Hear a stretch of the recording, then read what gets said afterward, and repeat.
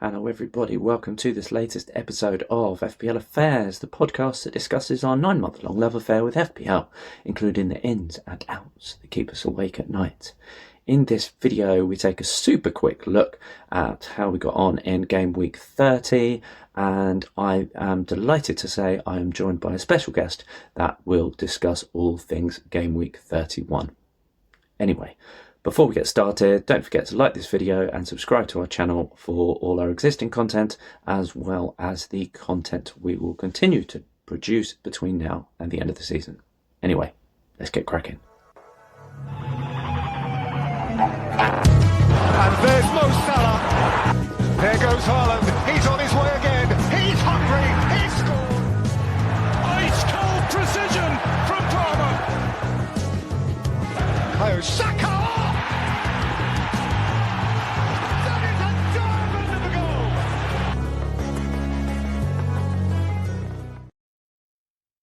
Welcome everybody. I'm Matt, aka the veteran of FPL Affairs, and you will notice that I am not joined by Jack this week.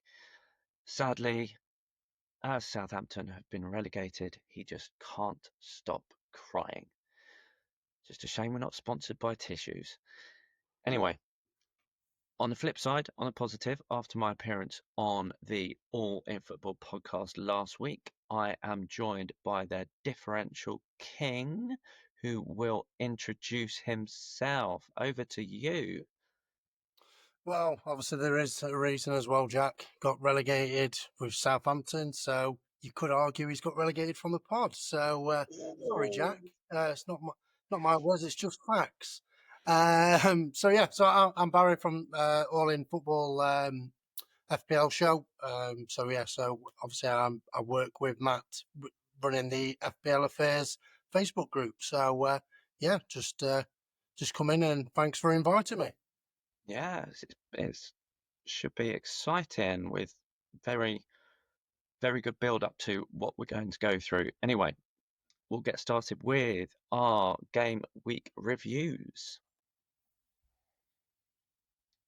Yeah, and starting off our review, we'll have a very brief go through of my team for game week 30, as we weren't able to do it last week. So after my appearance on Barry's football podcast, I hit the wildcard button.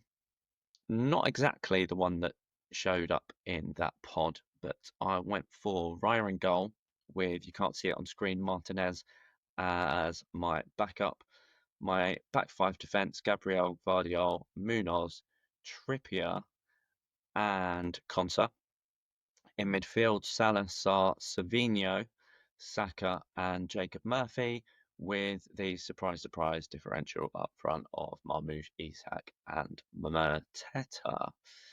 So how it worked out for me last week: Raya with 2 points, Gabriel 1, Gvardiol's clean sheet, Man City with a clean sheet, what's that all about? With 6, Munoz, shocking, depressing 2-pointer, Salah, blanking, again, captain, Sar 2 points. My knight in shining armour, Savinho, got 9-pointer, Saka's goal off the bench for Arsenal and 8 points, Marmoush with his 9, Isak with 8, and Mateta 1. So that gave me a total of 54, sneaking 3 points inside my safety score, giving me a rise of 30,000 places, which was a change of 6.91%. But it was good to get back to a green arrow after 3 consecutive reds. Anyway, that's a super skim over game week 30, and have to be gentlemanly and invite the guest, Barry, to go through and kick us off with game week 31. How was your team? So I clicked wildcard on this one. So I went Raya in goal. Then I had Henderson as my second keeper. Trippier was a bit disappointing, really, with Trippier, because I thought he might get a bit more involved in the attacking outlet, but it was more Livramento on the left. So I was quite happy they kept the clean sheet and he was subbed off. So yeah, that wasn't too bad. Canate with 1 and Guardiola with 9. Just had a little gut instinct that he'll get a Mm, performance from him, and not blank. Like Dino didn't even play. He's one of my backup ones, so that was a potential Europe rotation mm, there. And then Nico Williams as well, who I had before the wild card, got an assist, and he was on my bench. Did and, did really well because I brought in Eze. He got 9 points, and then obviously Jacob Murphy. It was a coin flipper going Saar or Gordon, but I've opted for Eze and Murphy, and that's obviously worked wonders for me. And then Salah obviously got a 2 blanked. Saka obviously came off the bench, didn't do much, and then the box standard strike force of Mamouche, Mateta, and Isak. Everyone's got that now. I think it's very template, but I went for mm, Isak captain, who we kind of looked off the ball and he didn't really get in much involved as I thought he would do. And I had Rogers on the bench who got 9, so a bit mm. disappointed in that, but still a good green hour for me and got 60 points. So exactly the same as what you did on Game Week 31, I think. Yes, we shall see, possibly. But what's your safety score? Was 38, so that's a massive, massive jump up. Yeah, it always helps that I was overall ranked of 2.2 million. So any boost would help massively, and obviously it paid wonders. And I got like 400k or something like that up my rank. So yeah, happy days, Yeah. really. Have before we move on to mine, really, and we'll comment on similarities with our wild cards then. But how how do you see your season's gone overall so far, rather than just this this week? To be honest, it was coin flips. I lost so many. Like even started at the beginning of the season where Mm, I think I had Foden or Son to start with, and I thought, no, Son looked terrible against Leicester. Transferred him out, got Foden in, where I should have really gone for Kevin De Bruyne. mm, And it cost me loads, and I was kind of always playing catch up. And mm, goalkeeper rotation was costly, where I should have probably just gone for a box standard goalkeeper and then just a cheap goalkeeper mm, to obviously finish off. But yeah, it was just loads of coin flips I lost, and I was going for more stat based stuff than actually trusting trusting instincts. Really, it, would you say you're quite a sort of data-driven FPL manager then? yes, I do look into it. I do try and plan a lot ahead, and I think Mm, sometimes by planning a lot ahead cost me. And mm, another thing that cost me as well, because I had a lot of faith in Haaland, and I had him yeah. for so long. I had him far too long. I think I probably had him at least 10 game weeks more than what I should have done. And Mm, that's what cost me as well, because I was trying to claw back them lost points by just having Haaland where he was just blanking every single week. mm, So yeah, it was one of them where I should have really done that, but I thought, no, he's gonna stick to my guns. I think he's mm. gonna do well by previous history, and obviously he didn't deliver. So yeah, I was a bit stuck, and that's why I was in the dizzy heights of 2 million overall. So them fine margins. Yeah, it is. Lots of decisions can literally be flip of a coin, and with that, you can either get a massive green or red simply because you may have chosen heads and heads with two decisions, but then it was both the tail options that end up hauling the points that week. Anyway, we will look at mine, your giant green arrow, and spoiler alert that Barry said I got 60 points as well. So, yeah, and there are a few differences between our wildcards, but well, our starting teams anyway. Both had Raya in goal, same back three of Trippier. No, not quite the same. Trippier 6 and Vardy 9 for me. And I also had Munoz is 8 points for Crystal Palace. And I am still fuming that how a defender scoring the winning goal gets 0 bonus points. That baffles me. Yes, yeah. Some of the point structures just obscene. You just think, how's he got points? And it's weird. It is. Midfield similar. Well, 3 the same. Salah 2, Murphy 16, and Saka 1. So that's the same as Barry's. I had the other Crystal Palace midfielder, Sarr, instead. And I think that was the difference because Eze got 7 more points than Sarr. And who was your third defender? It was Canate who got 1, Oh yeah, so there's a yeah. 7-point swing. So that was and then we got the same front three, and both went with Isak captaincy, which looked very promising going into last night, and it was a tad disappointing from a Newcastle fan perspective. In some ways, a missed opportunity, but I think because we scored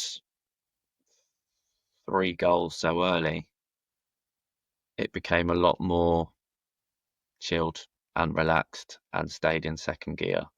And in the second half, still took it easy enough. Don't get me wrong. I'm sure how would have really pushed for them to go out to score more, but I think they didn't necessarily need to. And actually, to be fair to Leicester, a change of setup in the second half from them actually proved beneficial. But one of our lessons learned from this week will sort of cover that. So I'm going a bit off the point. Anyway, so I also got a total of 60 and a green arrow of 14 points above my safety score of 46, a small bench of 2 points. The reason being because Konza was benched and got 1, and I did have Savinho, who I put in my starting lineup, but Pep disagreed, and as he was on the bench for City and didn't get any minutes, I had Sar's 2 points coming in for him. Last on my bench, Gabriel, because I haven't dealt with his replacement as yet. So yeah, my rank going into Game Week 31 was 409k and a delightful green. I'm now up to 305k, which is a 25% rise, and same as Barry, Game Week rank of 340k. So yeah, creeping up, and hopefully a good Game Week 32, which we'll cover in our next video, will get me into that top 300k again. But yeah, so any thoughts, Barry, on that, or should we move on to the lessons learned in general? Yeah, let's move on to lessons learned, to be honest. Near enough, Yeah, your team, near enough exactly the same with mine, apart from 2 differences. yeah, but decent greens for both of us, so that's always good.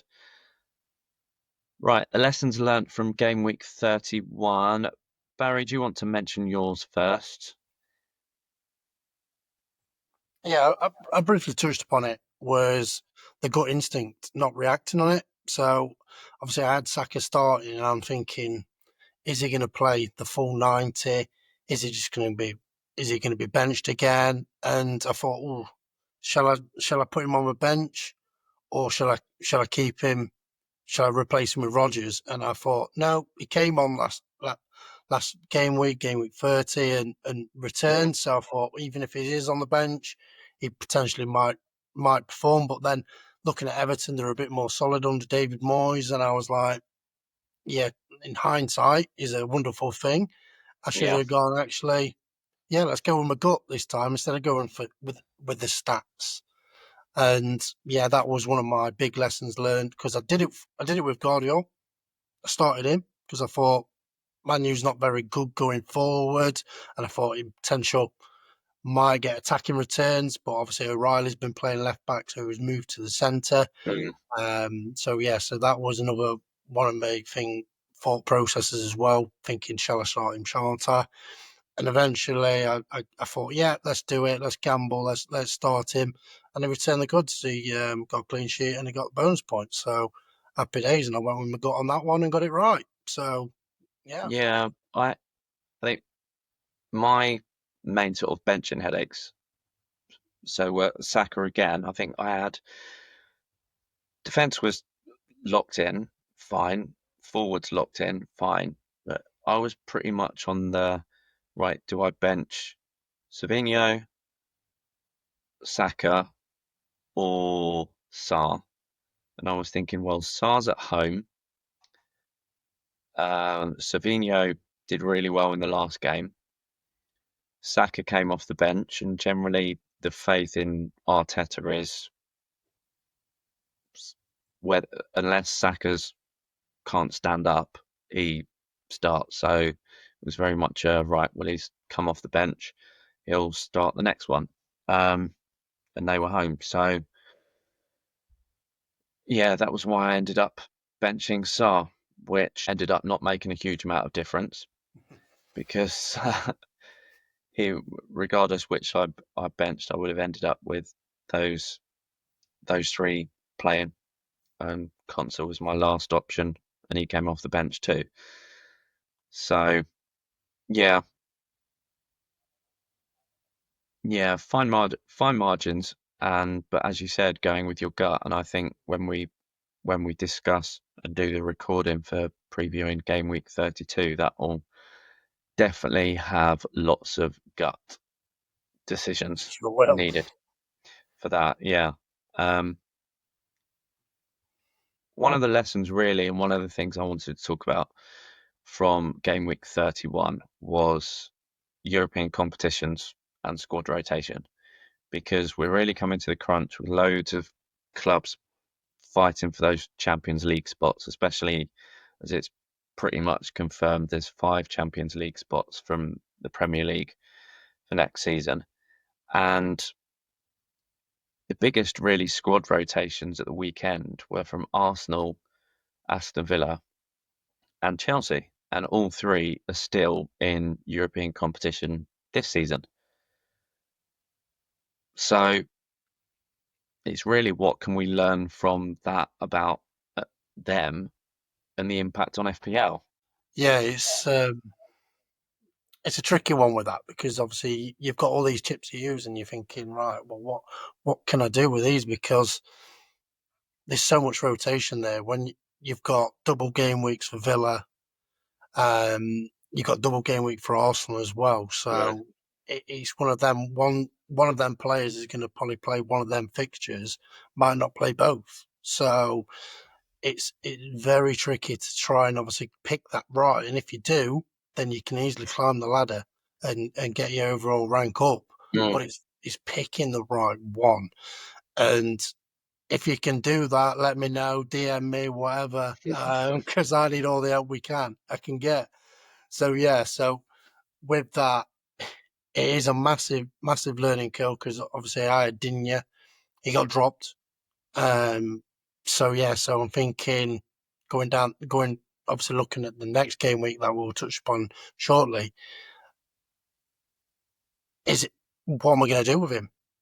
It's a very tricky one to Mm. work out and navigate.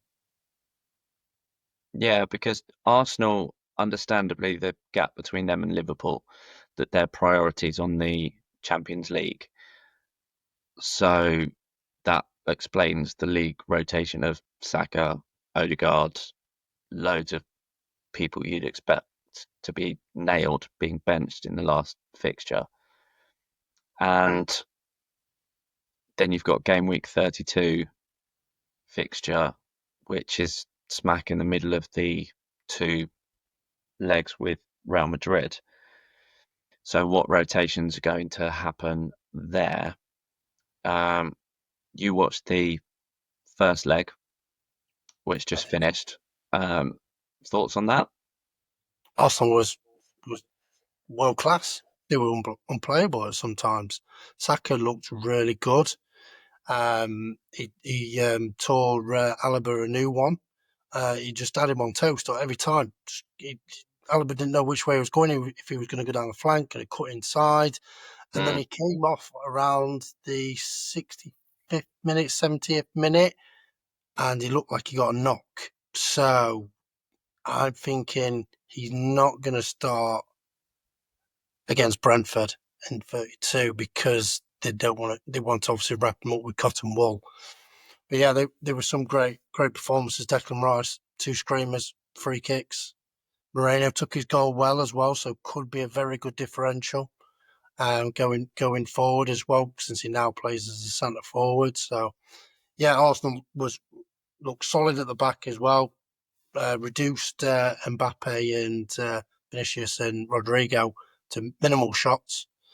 So yeah, they looked quite solid. And Ben White didn't start. It was Kivior at centre half with Saliba and and Timber was back playing right back. So yeah, it's going to be interesting to see what rotation that Arsenal do when they're in good stead because they're 3-0 up. So they might go, hold on a minute, we can play more of our regular players now because we've got a good 3-0 balance, but we mm. don't want to take the mick.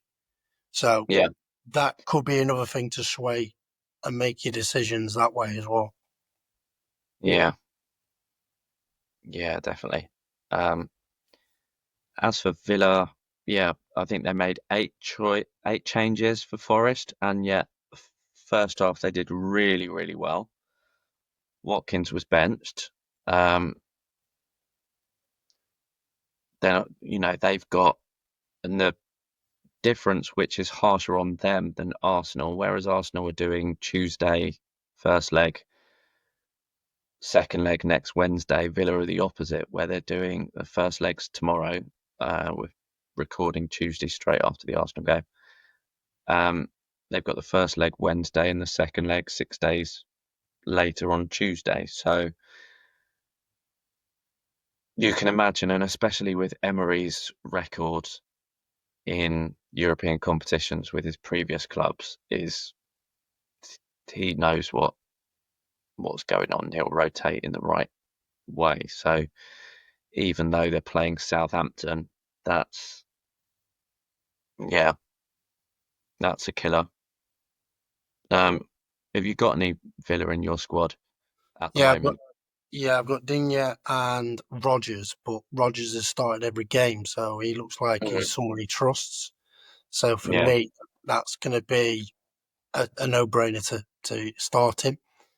mm, But another thing to think about as well, obviously being the differential king, you got to look at Marlon as well. He's not registered for the Champions League, so he he's could nailed potentially for he's the nailed league. on to potentially starting the league. So and obviously returned as well in against Forest, so he could be a very good differential. I think he's like 0.3% owned as well. So yeah, it'd be nice to just have him to navigate these next couple of game weeks. So if I knew that in advance, I probably might have gone for him. But then I had 2 Mm, Villa midfielders, so I think I was quite happy just keeping with Rodgers because he plays in week out. He's a bit like Aston Villa's version of Saka, who plays in like yeah. every single game. So for me, it's him that starts. Martinez starts as well for Villa, and usually Konsa, but obviously Konsa was dropped. So yeah, it was quite interesting to see that. Mm. And then lastly, really, with squad rotation, but I think because they're not doubling, they're not so appealing, is Chelsea, how they had Palmer, Jackson, who both returning from injury. So sort of understandable to a degree that they were benched, but various others as well. And they're in poor form at the moment. Um, and I think watching the Newcastle game last night and the pundits, they had Craig Bellamy on, were both him and Carragher were predicting that Chelsea would drop out of the Champions League places because they've got tough fixture run at the end and just the distraction of Europe. And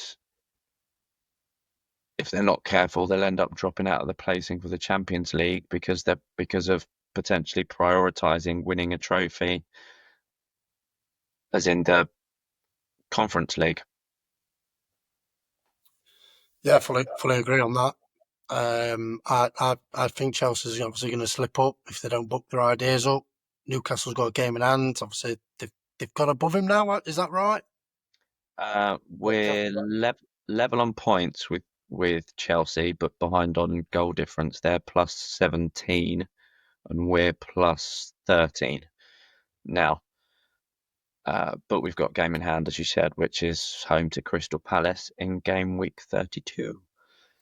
Yeah, so for me, obviously, I have Newcastle are as well. They're obviously one of the third best team on form in the league so far. So, yeah, for me, I think Newcastle's going to get there. Man City's going to get there because they've got a good run in. So, yeah, so I think they're going to drop out, I think. Forest looks set as well. They've got a few good fixtures coming up as well. So, I think they're set and they're about 4 or 5 points ahead of And Chelsea and that. yeah, So. the last lesson learned, so to speak, or talking point from this weekend kind of merges into one, Cloud, is about the current standard of the Premier League, because Liverpool losing away to Fulham, and there are some people saying that Liverpool are the worst side to win the league since Leicester won it in 2016. That it's a poor Premier League. Then you've got the promoted teams coming up and appearing to go straight back down again, which is continuation of last season. But from my perspective is I'm thinking, well, perhaps actually there's an improvement in the middle chunk of teams, and they've closed the gap a little bit on the teams at the top. Fair enough, Man City are in a bit of a sort of transition phase and have had a poor season entirely. But I'd probably argue that the standard is higher, and the gaps between teams are actually a lot closer. So it's therefore more diverse. And yet, because of that improvement in standard, teams getting promoted, there's a bigger gulf. So they're therefore more likely to drop straight back down again. And as like with Southampton,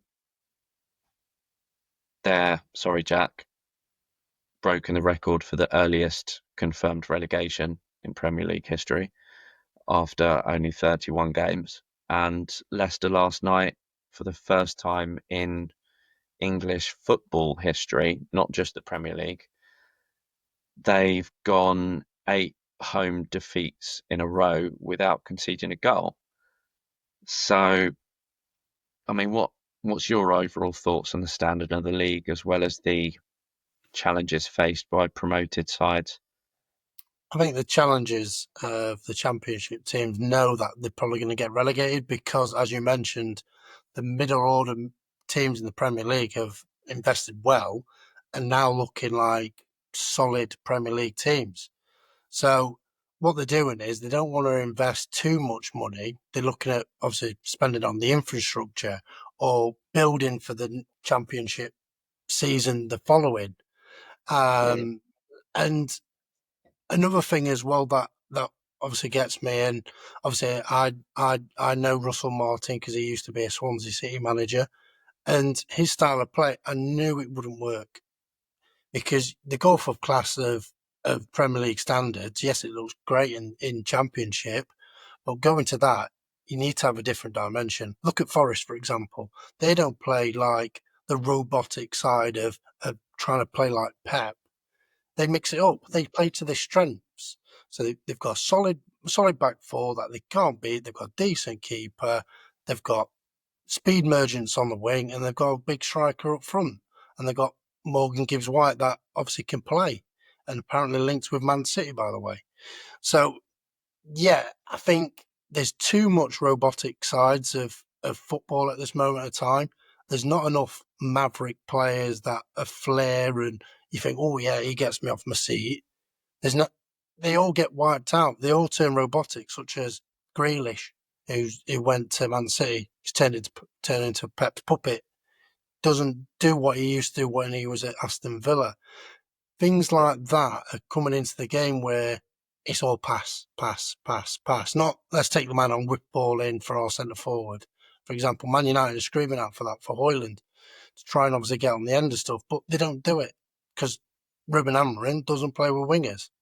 And it's all looking at me on at my FPL, looking at stats, going, oh, what was our possession stats, and things like that. It's all stats driven. Where actually you need these players that have got that flair and get people off the seat and actually have shots from 30 odd yards. But managers don't like it, as Maresca said to Enzo, if you don't pass this way, you're going to be dropped. Same with Jorgensen.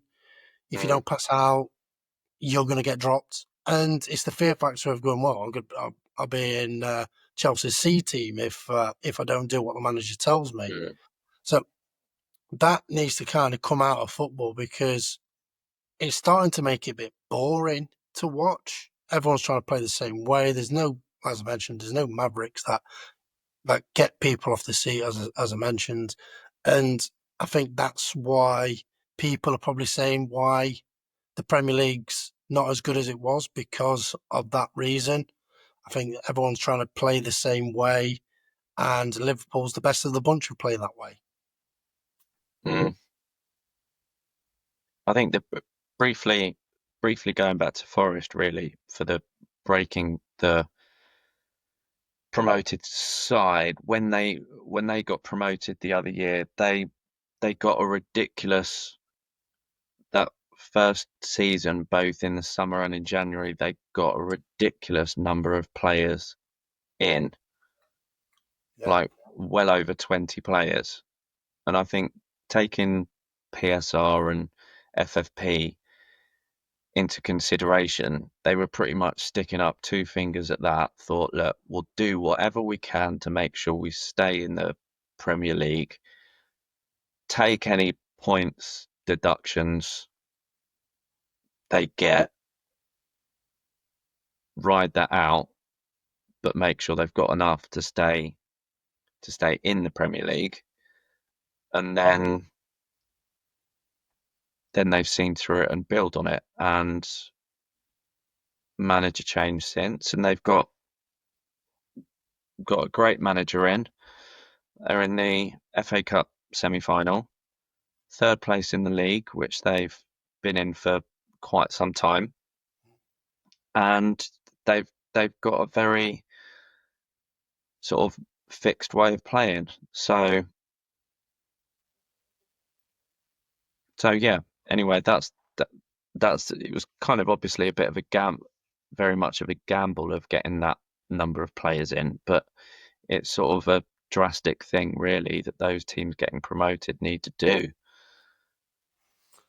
Yeah, plus they had to as well, because they had quite a lot of players on loan and people out of contract. So they had to get a bulk of a squad to compete, because if you're just going to get championship players, unfortunately, they're championship players for a reason. You get some people that might actually potentially step up, but not all of them will do. So it's a massive gulf in class.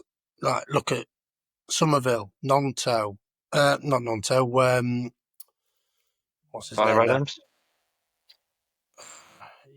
Tyler Adams, you could argue as well, and there was another one from Leeds, Rutter. So them players, obviously, Rutter's done all right at Brighton. Somerville hasn't, but he's had a bit of an injury streak, and they haven't really come to the cream of the crop of the Premier League yet. It takes time to adjust to the pace and the speed and the physicality of the Premier League. It's not as physical as the Championship. It's more pass, pass, pass, pass, pass. Whereas the Championship, it's like, right, let's try and beat a man. Let's play a nice little quick 1-2 kind of thing. It's all about obviously fitness and being the fittest, being the strongest, getting to that ball the quickest, and what can you do? Can you beat that man and put it in? So yeah, that's kind of going off a bit on tangent, but that's why they need to buy the right players, and sometimes it's hard to do that. You need to have the good recruitment to do so, and find these players. Look at Brentford, for example; they use a lot of stats to buy their players, and they're doing really well with Mbumo Wisa. So yeah, that could be a potential outlet for some of these for clubs that are coming up, and do a stat driven transfer, not having these direct over footballs that Yeah. some of them haven't even played football before, so they don't know.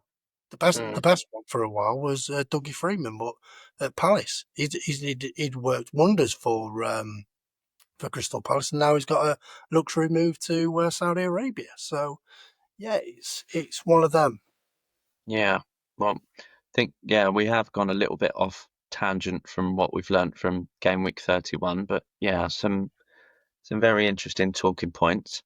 But yeah, if you found that conversation and talking points very interesting, then please don't forget to like and subscribe to the video and the channel. And where you can find us, x.com FPL Affairs, the FPL Affairs officially named Facebook group, which the address is on there, which Barry, has the actual address of it changed since we changed the name? I'm not too sure. I can have a look into that, and Mm, I'll let you know. thank you. YouTube channel at FPL Affairs and Spotify.